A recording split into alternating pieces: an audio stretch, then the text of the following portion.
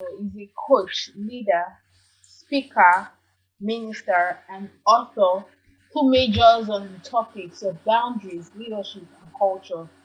She is the founder of #The Boundaries Movement and Preach What You Practice Media, home of the PWYP book series, podcast Academy.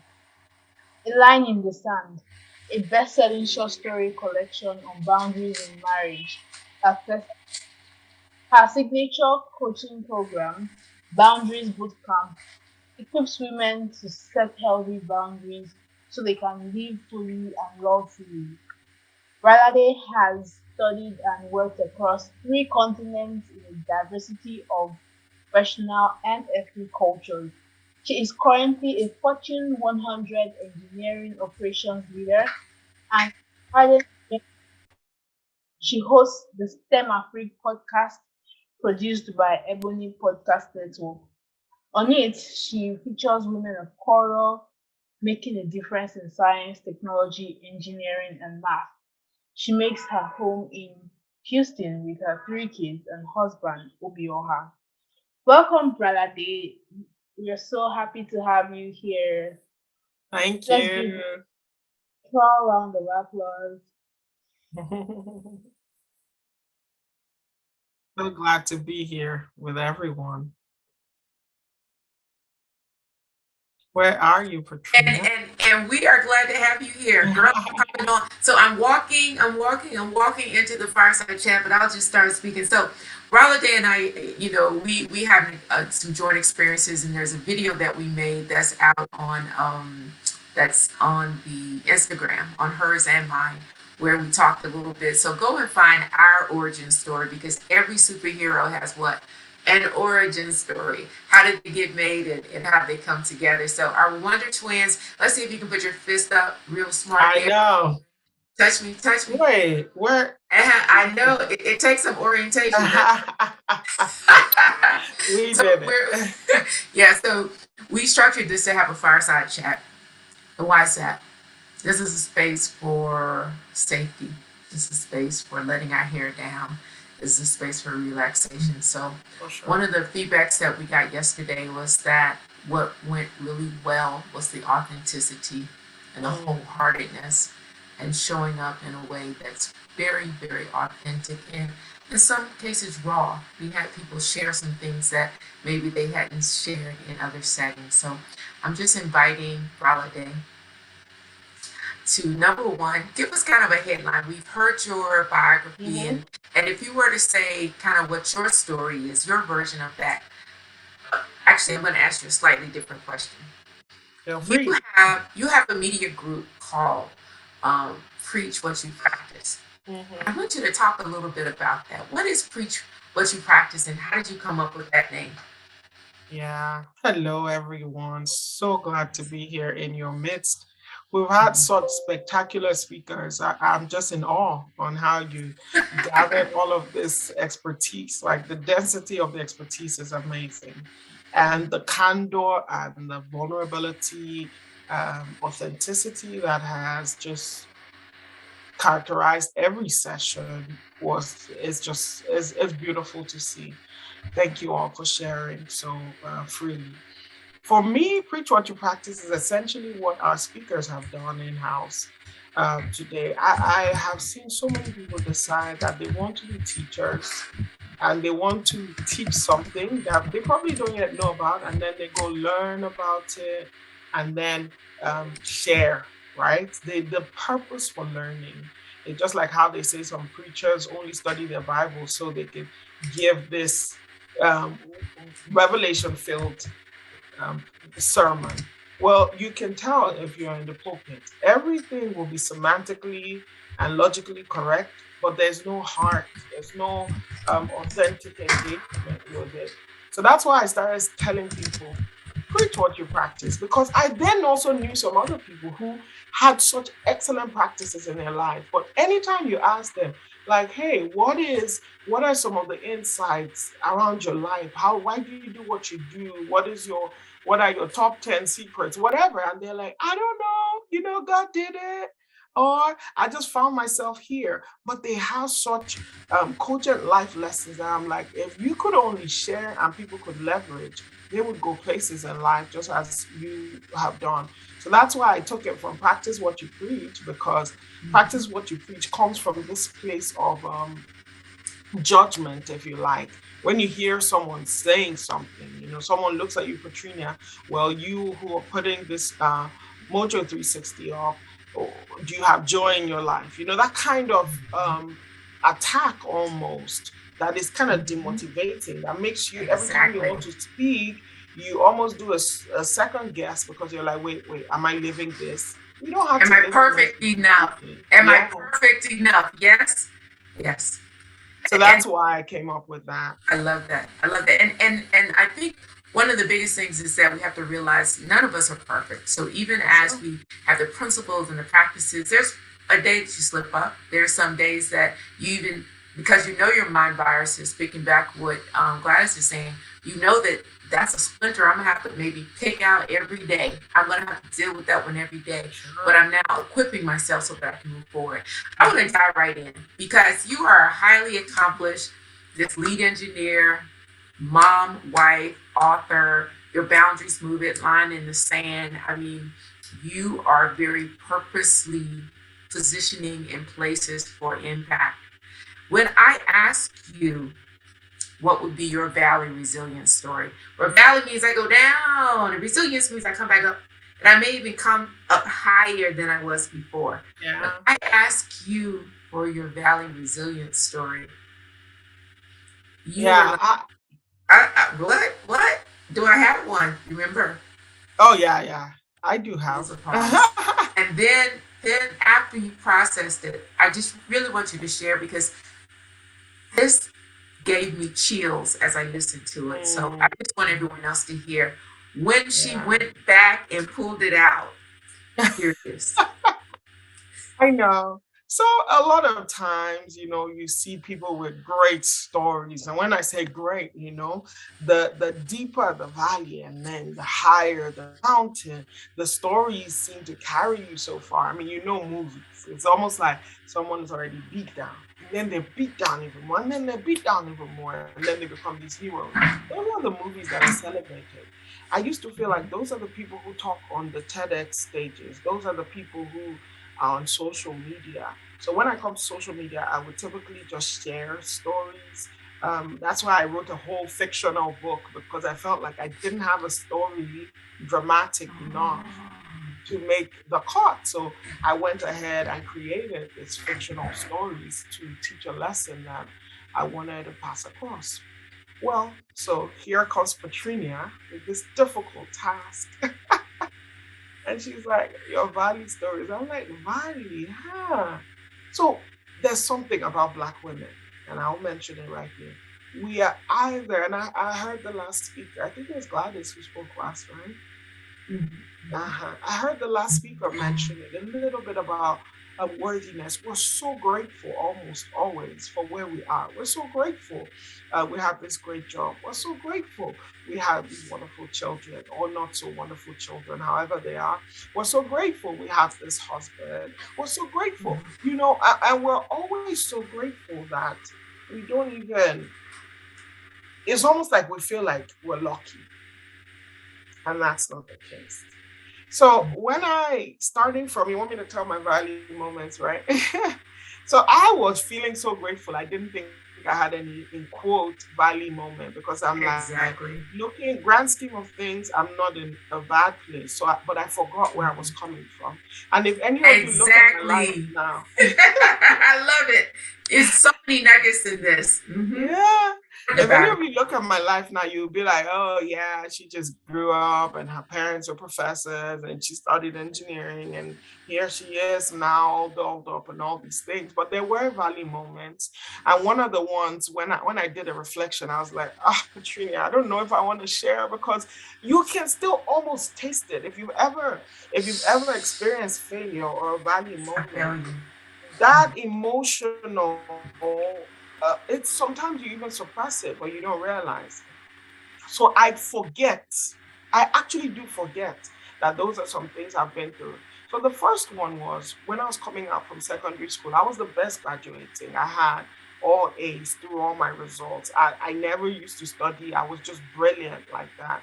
In fact, it's later in life now I'm beginning the work ethic of, day-to-day productivity and things like that. No, I would just hear there was an exam and I would do a marathon, 4 hours or something, and I would walk right in and I would walk right back out with my A. And then I went to the Mhm. University of Port Harcourt, Nigeria. So I studied chemical engineering because Mhm. I was that person. I wanted to do law. I wanted to do medicine. I wanted to do engineering. I knew it. I had interest in everything. And I got into this place where they were like, well, why waste your math, right? I heard that medicine, they cut up dead bodies. So I was like, I'm not doing that. And my parents have always raised us with such an autonomy that I was 16, I was 15 actually, when I was filling my jam form and choosing what I wanted to, do in school. They didn't, they just kind of let you do your thing. Well, long story short, by the time I was graduating, from having a perfect GPA at the start till by the time I was graduating, I was not only I first of all had an extra year, and then I had a third class degree. I cannot begin to explain to you where it started, how it started, or how that when it started, I even thought I would wish it away. It started with some classes that I didn't quite pass. Everyone didn't pass it in year three, but I was just so never used to failure that I never bounced back. And that's a lesson in itself. Sometimes you get this momentary failure. And because you know how much work you put in, or you know that you're not that person, you want to even just shut that part of your life out, or you kind of start living, just kind of adapting to it and just pretending it's not there. I call that, or it is called the ostrich syndrome, where you put your head on the sand and you just like want to blot it away. So I thought I could change it out. I refused to cheat in exams. I refused to pay lecturers for my grades because I've never had to do that. Um, but what happened eventually was by the time I was graduating, I just knew in life that I couldn't stay there. Now, let me tell you the beautiful thing about um, valleys. There are different types of mountains, but if you've ever climbed Mount Everest, you know that when you're talking about the summits of other mountains, it doesn't come anywhere close to the glory of the pinnacle of Everest. If I had a second class degree, most likely I would have ended up working in a bank, or I'd have ended up working, just somewhere, just taking something I would have been grateful for. But that valley didn't leave me with any options. So I was faced literally, devil deep blue sea. What were you going to do with your life, Baladev? And that's when I just decided, you know what? I'm going to be a success regardless. Personal agency is that power to choose a path, gather the resources you need, and walk down it knowing that you can get to where you want to get to. And you will put in the work that you need to get there. At this point, I think I was 24 or so, and I went into university, master's degree. In fact, they wouldn't even accept me in Nigeria for a master's degree because they were like, your grade is too low. They wouldn't accept me in University of Ibadan. They wouldn't accept me in Port Harcourt. They wouldn't accept me in Benin. They wouldn't accept me anywhere in Nigeria because they're like, okay, you need to kind of almost do your degree again. What did I do? I just decided, you know what, since the regular places wouldn't accept me, that's a lesson in itself. I'm just going to shoot for the stars. So I decided to go to the UK to do a master's degree. I'm writing all of those personal statements, talking about all the things that had happened and why I had this degree. And eventually, starting at the school where they said you have to start with a diploma, and I did. And for that diploma, I was best Hold on, graduating. hold on. I want you to just say one other thing. Your parents could not see how they would pay for a third class student to go for a master's program abroad, number one. Number two, you then start baking cakes and raising your own money to be able to get money Yeah. abroad.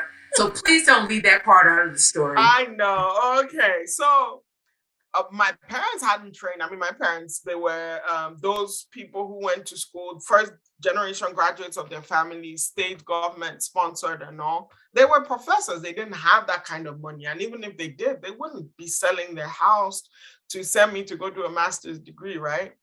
What happened? I started doing all sorts of businesses.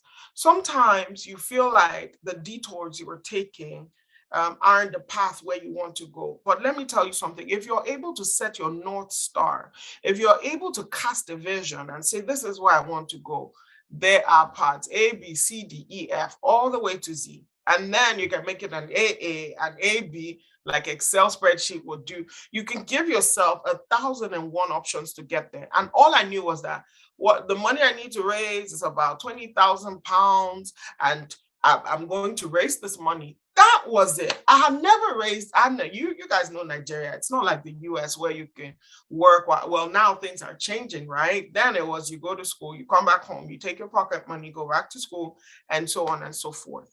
And I started doing this business. I remember the first wedding they gave me to cater. Even my mom was like, whoever trusted you with such a thing? Like, are you do you even know what you're doing? But I did that diligently. By the time they Mhm. saw that I had raised my first school fees, because of course it was two degrees I was ultimately going to do, they were so inspired. They started making the sacrifice needed. I remember I didn't say I was going to go do an MBA or I was going to go do, like this engineering thing didn't quite work out. No, I was just like, I'm going back at the same engineering. I'm just, I'm just going to do it.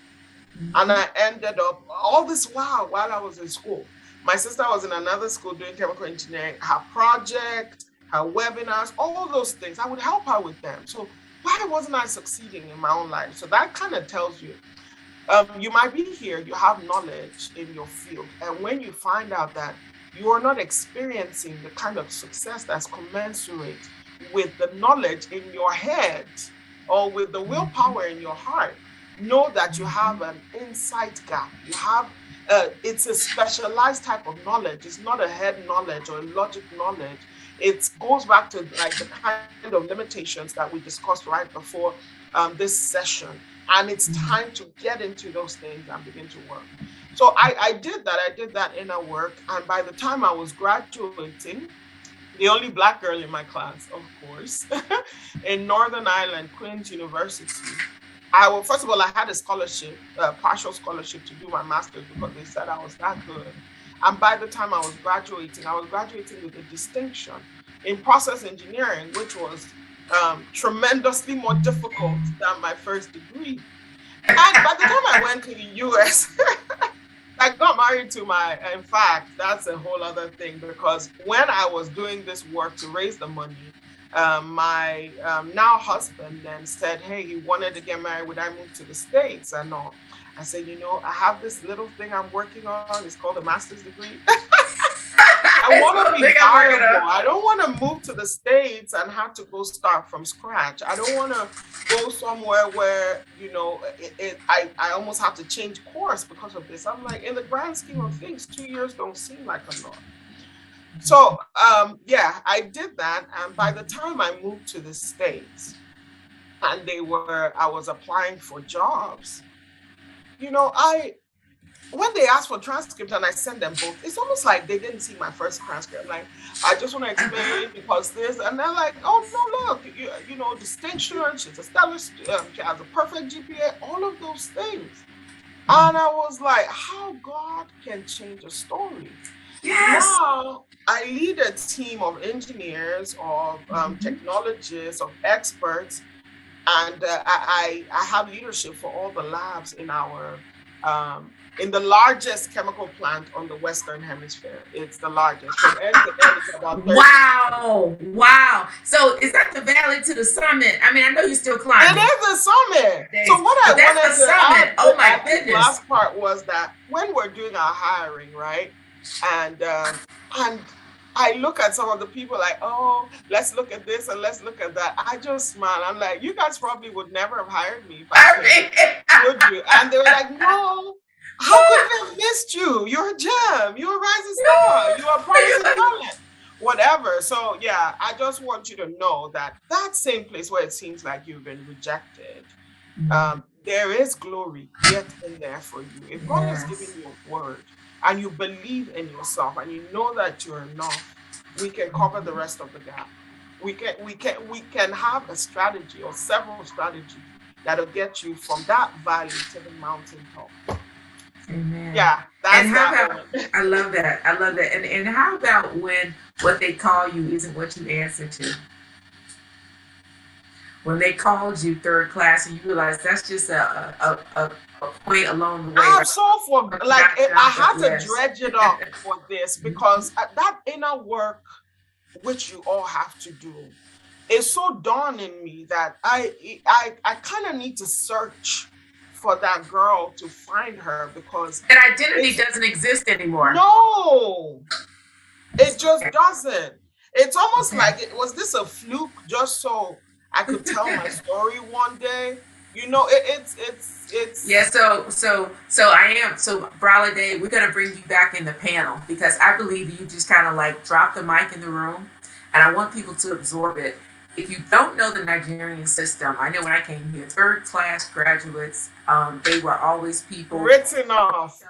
written off completely. They were contractors, weren't ever able to like get into the system. And there's some people that really thought about suicide. I mean, like, where can I Yeah. go from here? And to now not even remember that that was an issue for you. How many of you are going through a valley now that you expect in 5 years won't even be something that you Woo! claim? So how many of you just kind of declare that our identity is something that we get to define for ourselves? There's so much that people try to label us. You can say, you know what, just like when people don't like maybe don't get my name right or whatever. I say you can call me that, but I may not answer. And I'm very serious about it because I get to choose. Ah, Get to choose. I get to Beautiful. choose. I wish I could just hug you, but someday soon, someday soon. So, did we learn anything from that we could use to reframe our own stories from Brala Day sharing? So I just want to applaud you because, as you said, you hadn't shared that anywhere else before, and there's some people that would still not feel comfortable sharing that, you know. But it's so not who you I are. thought it would be Like, that for me. and you're like, I don't know who that girl is. Maybe that was an experience so I could witness to somebody else. Yeah. And I'll just end with this. The Bible says, I'm a believer. So the Bible says, comfort others with the comfort that you've been comforted. I do believe we don't necessarily have to go through things, but if you do, whatever you go through is going to turn out or can turn out to be an ingredient for success, not just for you, but for someone else that you can help inspire sometime in that future that seems so bleak now. Amen. Amen. Thank you. Amen to that. Give me type in yes in the chat box if that talk resonated with anyone. If you saw something in that you would be able to learn as new, take as an action, or see what you need to be stopping. Please type in the yes if you got any nuggets from that trip. If you didn't get any nuggets from that, I'm wondering, are you on the line? Are you awake? Did you? All right. So what I want to do right now is we're gonna just switch out and move in. Um, we're gonna move in John Oman and Veronica has the there you go exactly experience can encourage others. Thank you for that, Evelyn. Keep the comments coming. This is wonderful because that's what this is about. Insights, most definitely letting the thoughts leave your mind. I just want us to appreciate Brother Dave. We'll see her back in just a minute because if you have questions, we're going to be bringing everyone back for a short panel after our keynote speaking. But right now, we have Veronica ready to bring on John Oman. All right. So John is like 6'10". So you look up to John. All right, go ahead. Yeah. John Omen is the CEO of Construct Technology, the creator of LiveVent, disrupting the construction industry by simplifying how stakeholders buy, hire for, and manage their projects. He is a strong believer in process as the bedrock for all desired outcomes, like cost savings, ease of doing business, efficiency in any area of endeavor, and particularly in construction. To arrive at the end goal by observing the day to day principle of success in any field, he believes people don't get to their desired outcome as a result of excessive focusing on those outcomes while ignoring the little details. Founded faultless finishes where he built project finishing reputation, establishing a name as an industry leader in the field. As an aspiring business leader, he decided to apply illustrious Lagos Business School to hone his business leadership skills and network with other like minds and more established business leaders. He is a firm believer that we are more influenced by the company we keep more than most realize and makes a conscious effort to keep a strong network of game changers at every point in his life. As a husband and father of two, he believes in leaving every place in life better than you met it. Hence, his favorite phrase, progress over perfection. He also believes that children are an extension of their parents and are an opportunity for world improvement. So he spends a lot of time teaching them life skills, ethics, empathy, and conscious improvement. I help he helps in building projects. He helps building project owners and managers tackle issues surrounding price opacity, procurement inefficiencies, and construction project mismanagement using the live end range of solutions. His life purpose is to convert his practical experiences to learnings from the next person. And I think this was one key takeaway from Bragade's talk just right now. So I think this is a really good opportunity to just usher in John. Welcome, John, and please let's give John a virtual round of applause. Welcome, welcome, welcome, John. Thank you so much. I mean, I really enjoyed listening to Bralade. Shout out to you, Bralade. We'll catch up again after now. Thank you so much. I'm glad to be here. Thank you, Patrina, for making this happen. Yes, yes, yes, yes, yes. John does this crazy thing like make it possible for people to be able to invest in real estate from abroad without fear. When he first shared with me that whole, that whole principle, I was like, oh my goodness, you are like breaking through because trust. Gladys talked about trust, and just amazing what you're doing in terms of leveraging data, simplifying, standardizing process, and helping to build confidence in this market. Do you know how much of a game changer that is? So that's one of the reasons why I reached out to him and said, you know what, man, maybe not a lot of people know this, but we're going to take it to the mountaintop and we're going to keep amplifying because people are doing awesome things in my circle and God has blessed me to just kind of know these people and I believe there's lessons to be learned. So over to you, John, with just sharing from your heart, anything about your story, your story. Have you ever been in the valley? Maybe I should ask that question. Have you ever been in one? Fantastic. Thank you so much. I really enjoyed listening to Bralade and I felt like, I didn't even need to speak after her because we probably have similar stories. Oh, And okay. it kind of validates, my thoughts around valleys. I was talking to my wife earlier today and I said, baby, do you remember any valleys? I don't remember them. I learned early that to cook a nice soup, especially in African context, right, you need quite a number of ingredients. And if you think about it, if you cut a slice of pepper and throw it in your mouth, you know what that will do. right? Burn, right? Exactly. And also, Yes. if you took a spoon of salt and threw it in your mouth as well, you have an idea. Aha, aha.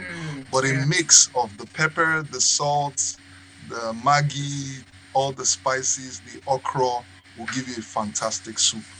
And so when I look at my experiences, what I see is ingredients, right? What people will call failures to me are ingredients that have made or that are still making this soup, that my kids are eating off, that the world should eat off, that my wife enjoys, that I enjoy, because the truth is when we make people happy, we Yes. make ourselves happy. Innately, human beings are made to be good. Anybody you see who is bad has learned it from somewhere, right? And so every True. time we do something that, is helpful to the next generation, to the next person, the truth is you get some satisfaction as well. So part of the reason why we should succeed is in fact, majority of the reason why we should succeed at anything we do, right, is for ourselves. Now, just because we need to be relatable and we want people to benefit from certain stories, I tried to find a few valley moments to talk about, and one of them includes the fact that growing up, I would say I had a lot of energy as a young man, but didn't have a lot of guidance, right? So I expended that energy doing everything that you would call wrong. And I was talking to my big sister the other day because she was one of the people that was aware when I was in university. I joined what you call a secret cult, right? And I remember that she was one of the people that heard about it, and she used to, put a few friends together, and they used to pray for me, right? And their prayers that God would bring me out of this and all of that. Yes. And we were having a conversation the other day, and I was saying, sister, do we see how everything that I have been through, including that confraternity, has made me who I am? If I was to go back today, I would change nothing. Because the truth is, from questioning God sometimes, trying to figure out why certain things have happened, I realized that we gain our deepest sense of empathy because we too have failed. As a matter of fact, I think one of the basic ingredients every leader needs is to have had some failures himself or herself, because those failures make you empathetic to the next person. And imagine a world without empathy. Yes, because empathy is a gateway to compassion. Yes, Empathy ma'am. is a gateway to compassion. Yes, ma'am. And so that's why I say I struggle to find failures, right? Or is it that I went to 3 universities and didn't complete any one, and at some point couldn't even keep on because they didn't have the finances, they didn't have the bandwidth to stay in school. I mean, Bralade had a third class, I had a no class, right? Um, Yes. and Oh. only 10 years into doing business did I, start seeking to do what I call adult education, right? And at this time, I had hired over 10 people from one of the universities that I had to drop out from.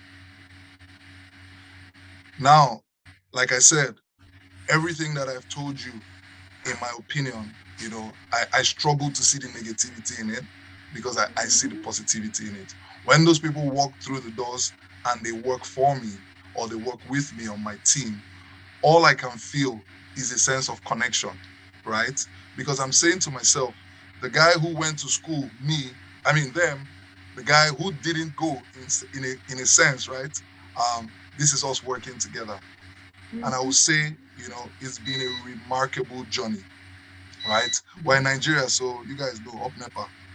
Yes, Hopefully yes. that will be Never bring the light. resolved. Yes. Ah, never bring That the will be light. resolved in a Yeah. second. Yeah. But Uh-huh. yeah, this is what I think, the bane of, conversations like what you're having is. How do we convert, all the things we've been through into bite-sized lessons for people? One of the biggest lessons I would like to leave here today is that it's all part of the journey. Take every part of it as your journey. When people talk about waiting, right?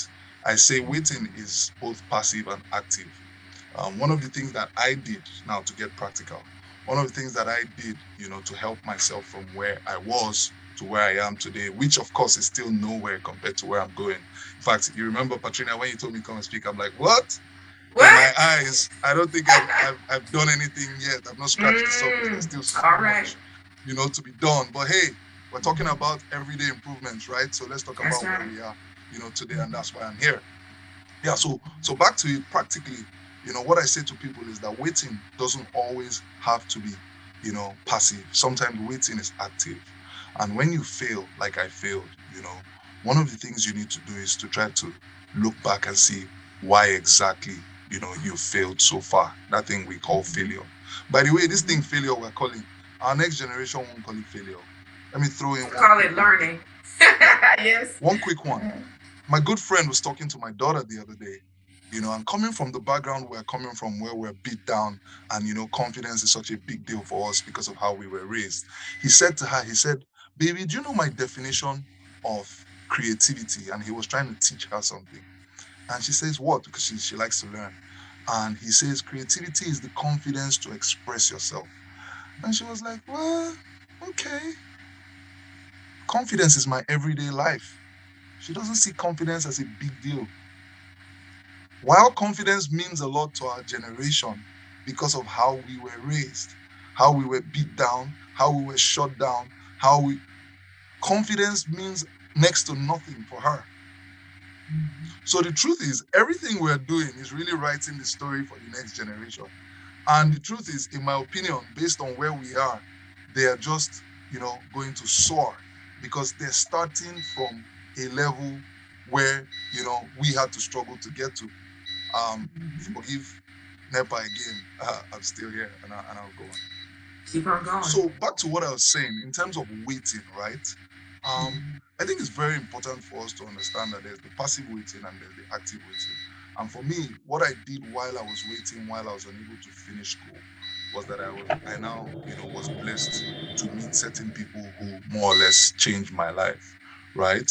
Um, Gladys, while she was speaking, she said, if you need to get a coach, get one. I enjoyed coaching very informally because I had certain people in my life, like my brother-in-law, my pastor at the time, who were great influences and who showed me how to succeed, even without knowing that we were having those sessions, right? And so for me, what I say to people is every time it seems like something isn't working, you need to check what else can I do, right? How can I help myself out of where I am? How can I move from where I am? What do I need to learn? In fact, what I say to my wife is that every time I see a failure these days, the first question is what is here to learn? What is here to learn? What is here to gain? I feel like God gives us our best lessons and our you know, most important learnings through what we call failure. And Yes. that indeed Yes. was a game changer for me, Katrina. Hmm. Yes, yes, and one of the things we covered yesterday was putting on a lens of gratitude allows you to look at the failure or the valley from a perspective to find what was the gift or opportunity, what's the lesson, what am I meant to take away? Because if you don't pause and get that, I think you will agree, John, that you end up repeating it. It's like Yeah, repeating the grade until you get the grade right. yeah, So it's putting on that lens of gratitude and searching for the lesson is how you grow. Thanks. yeah. Thanks And for and being the and epitome of that story. Mm-hmm. yeah, yeah, and I mean it brings me to the next point that I was gonna talk about, which is just understanding that you're enough. Regardless of religion, I know that most of us believe there's some sort of entity, there's a God somewhere, and if you understand that, you know, you are God, which I started learning when I had my children, right? My children are an extension of me. A lot of times when you hear them speak, if you hear certain things they do, you can almost tell that's their dad, if you know me, right? And so when I had children, I started learning how much I am like God. As a matter of fact, last Sunday or the other Sunday while I was in church and we were singing some praise songs, everything we were saying about God, I realized was the same about me, right? I am a creator. I am outstanding. I am phenomenal. I am the best. And if you understand that about yourself, what it does is that it gives you the drive to continue to to forge on. Um, there'll always be ups, there'll always be downs. But just knowing that, like a movie, your end is concluded. We know that who we call the actor, the main character Yes. always leaves. And I Yes. say, life is like a movie. And sometimes you can Yes. take a picture in the midst of a movie, and that picture can show you the main character in a downtime.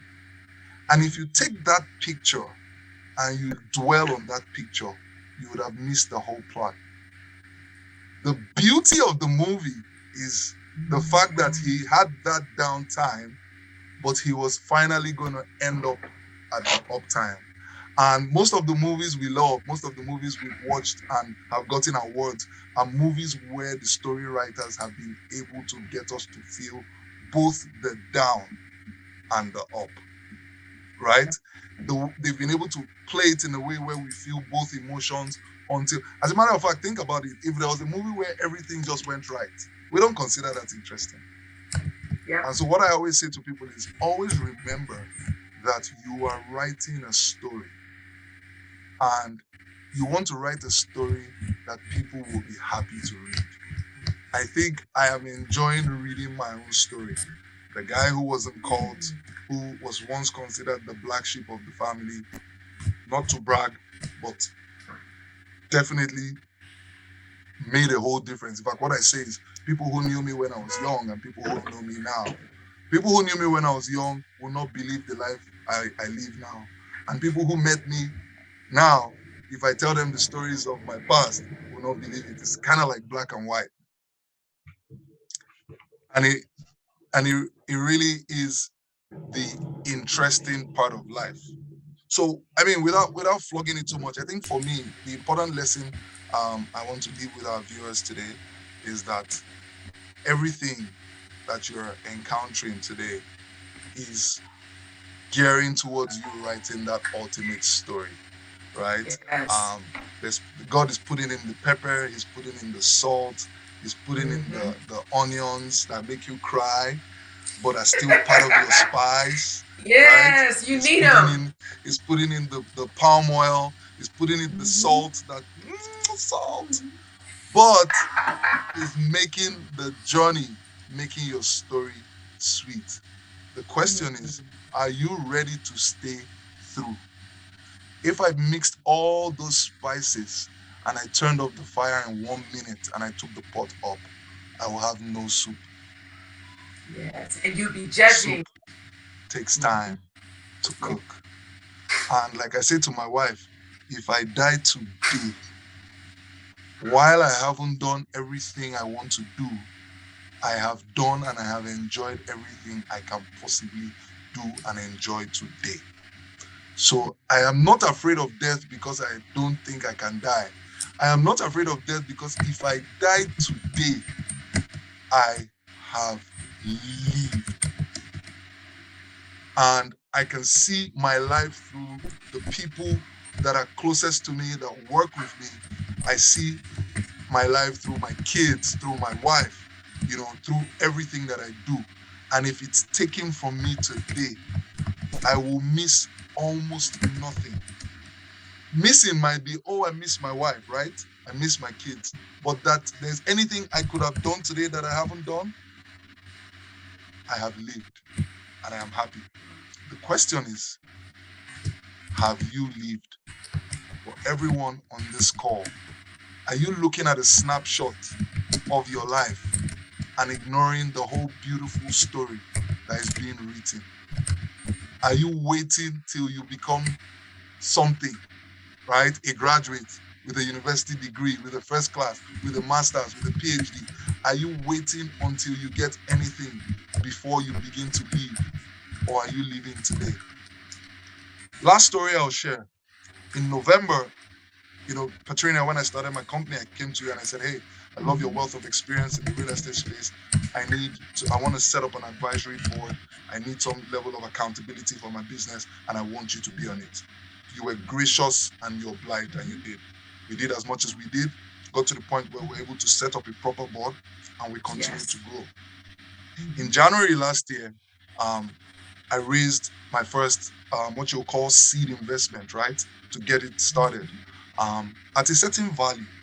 And in December, I was talking to an American venture capital firm that was offering me money for 50% more than the value, which a lot of people thought was great, but I thought wasn't great enough, right?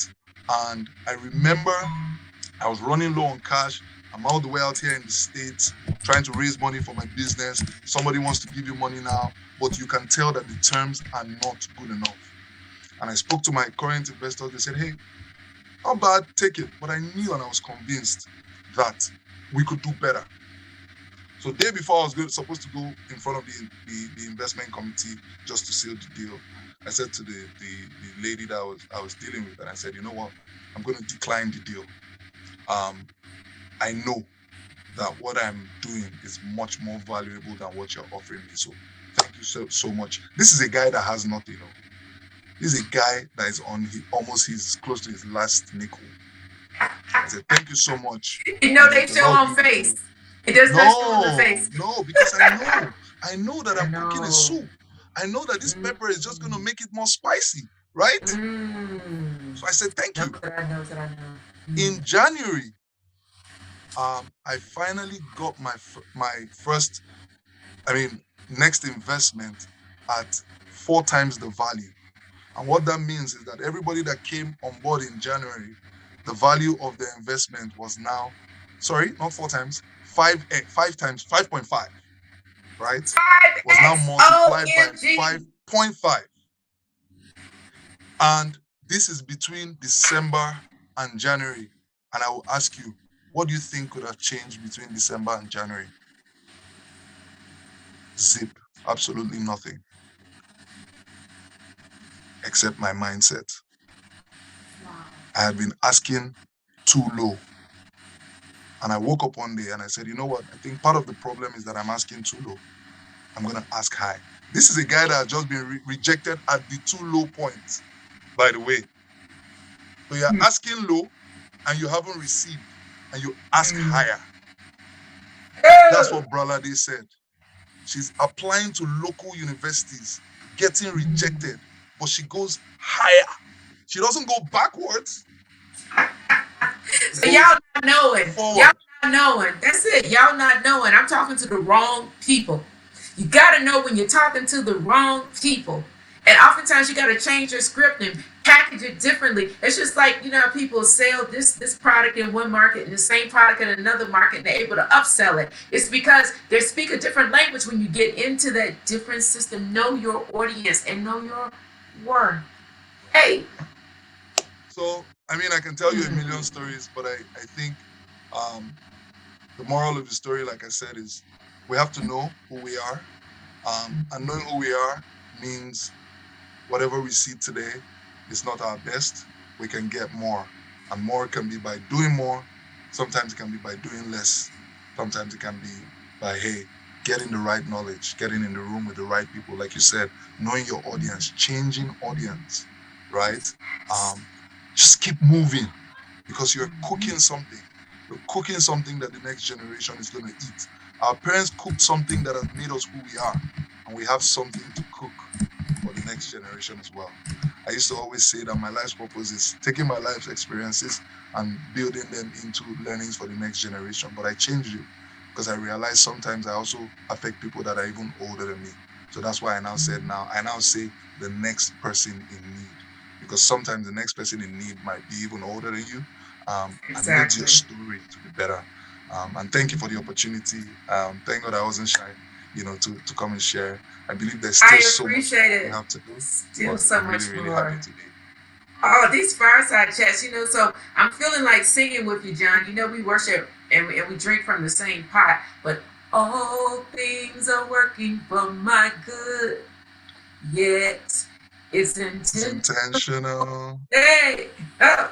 Ah, never failing. That's the theme Yeah, that I'm just feeling. And pardon me, because if you know me, yeah. you know that life is a musical for me, and I just felt that in my spirit that all Mm. things are working for my good. We've had Oh, two, if you want to call them testimonials and storytellings of valleys that these folks even had to kind of push their head to think about. My mother always taught me, and the thing that I pass to my children is when you meet a person, you're meeting them at a point in time. You should not make a judgment on where they snapshot. came from, nor make a judgment on where they're going. It's just a snapshot. And you should be able to give other people that same grace. One of the things that we talked about yesterday with reframing a disaster in our lives is by adding that gratitude lens. When you put that gratitude lens on top of it, you get something different. And guess what? Research actually shows us, and John gave a great story. I just want to read this part that says researchers at Northeastern University recently conducted a study that shows that living through a difficult setback may have an unexpected benefit. It's Mm. called compassion. Compassion. So that empathy that you get for it could have been me, I could still be there, is going to be what you need to actually become more compassionate. And that compassion is really what the whole world needs right now. So Yep. maybe there's some value in your valley because you need that compassion to show to someone else. So the study found that people who experience more severe adversity are more empathetic. So the guy who couldn't even graduate from college is going to really get that, okay, maybe the way you learn isn't this way. But when I take you out to clients and you're able to talk, so you're auditory and verbal, that's how you flow. Okay, you're going to be more open to multiple ways to do it. What gifting and what window and what opportunity is your valley opening up for you? And you know what? Maybe nobody on this call has a valley. Maybe but nobody on this call has ever experienced a dip, you know? But I'm hoping that in your honest space, in your heart of hearts, in your true talk to yourself, you'll be able to recognize that what I'm seeing right now might look like a valley, but when I zoom out, it's just the elevator up to my summit. When I zoom out, I gain a different perspective, and I am willing to do the zoom. I am willing to try another way to look at it. So this whole program is meant for you to be picking up gold nuggets so that you can start to reframe. If you got the worksheet with the affirmation worksheet, it's listed I am, because you have to speak to your subconscious in the present tense. So if you've seen that, here's another I am I'll just share with you. I hope this shows. I am, and you have to fill in the blank. It doesn't say a third class or no class graduate. You must fill in the blank. And in that I am, that's when we get to write our own script. We get to reframe it. So that the questions that you need to be asking, just like John said, is going to be, what are the lessons did experience teach me? Or is it teaching me? How can I find ways to be thankful for it? Because it's in gratitude that we get a magnification and get more things to be grateful for. I want you to then be thinking about is yesterday we talked about if it's still hurting, that means it's a wound. If you touch it and when you talk about it, it still brings tears and pain, that means there's no scar yet. So if there's a scar, it's a hint that it's healed and you're ready to move on to the next thing. So how have my negative feelings about the experience limited or prevented my ability to feel gratitude in the time since it occurred? And last but not least, I want you, has the experience removed a personal obstacle that previously prevented me? Probably they typed in the chat, if I'm in the valley, I'm already at the bottom. What do I have to lose? So being in the valley actually has removed an obstacle where you think can it get any worse. So have that mindset. Look for the upside in things. And it has the so remember your goal is not to relive the experience, but rather to get a new perspective on it. So is anybody getting any help in reframing their stories? Just type in the box yes, no, we still need something because we got a keynote speaker stuff coming up. Got a keynote speaker coming up that may just give you another way to look at this. I want to just do a quick commercial as we either bring up Chi Chi or Veronica, who's going to be giving us an introduction. We do have an afterflow program on Wednesday, and that afterflow program is at 7 p.m. I'm coming back to you, John and Valade, because we're gonna just kind of get any questions that you have for these superstars ready. Get any question you have for these superstars ready. We are going to be having an after flow session.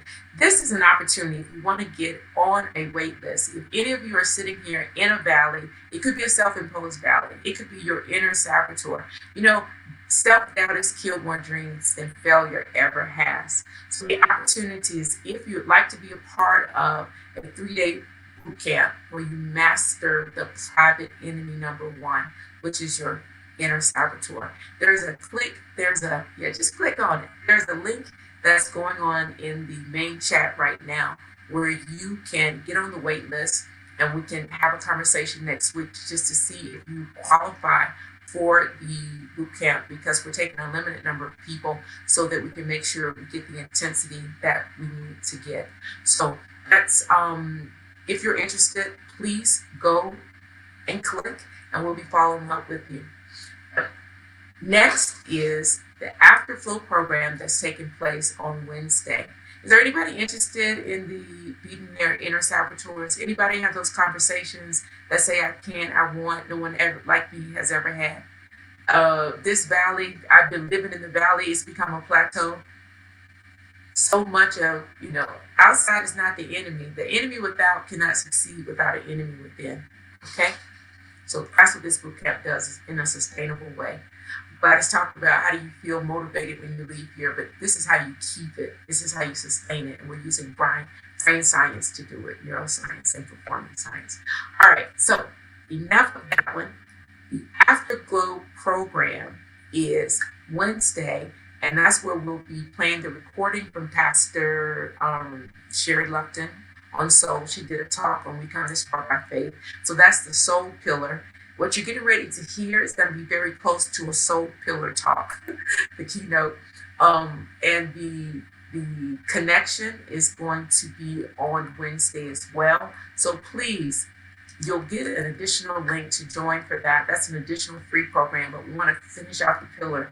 And if we're not able to get all of our body talk in today, we'll also fold that. That's our overflow. It's the afterglow is the overflow. Okay? Okay? Are we ready?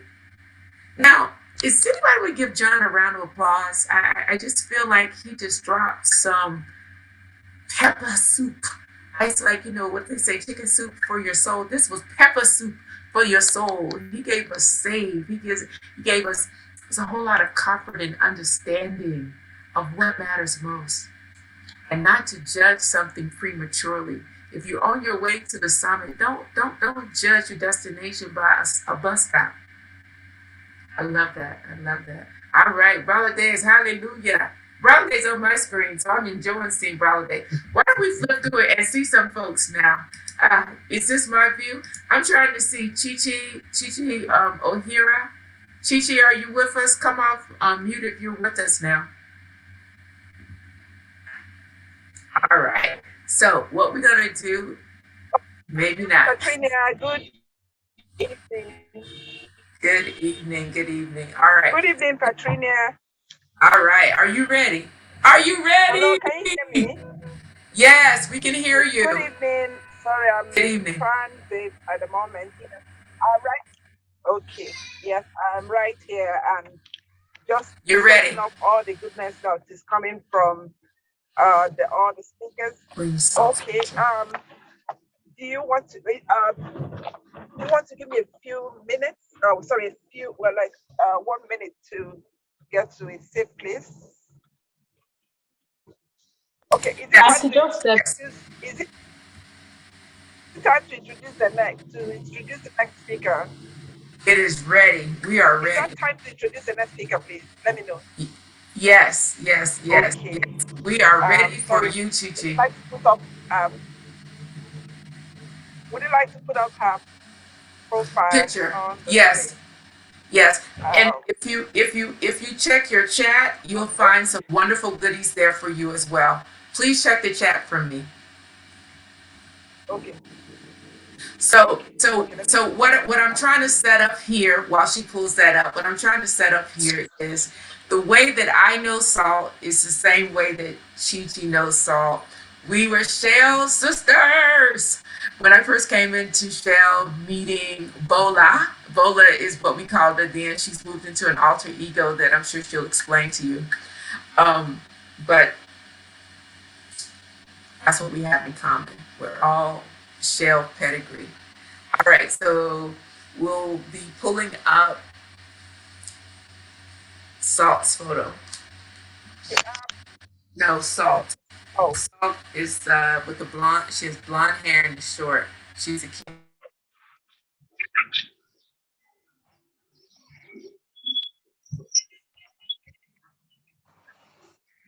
Hello, Patricia. Can you all still hear me? So we're just gonna show your face. It looks like we have a little thing there. I don't want to lose any more time. Let's go. Put the spotlight on Salt, Essie, and Innocent. All right. Okay. All right. So Chi Chi, Yeah. Chi Chi, please give the intro for our keynote speaker. Good evening, everyone. My name is Chichi Oyairi. So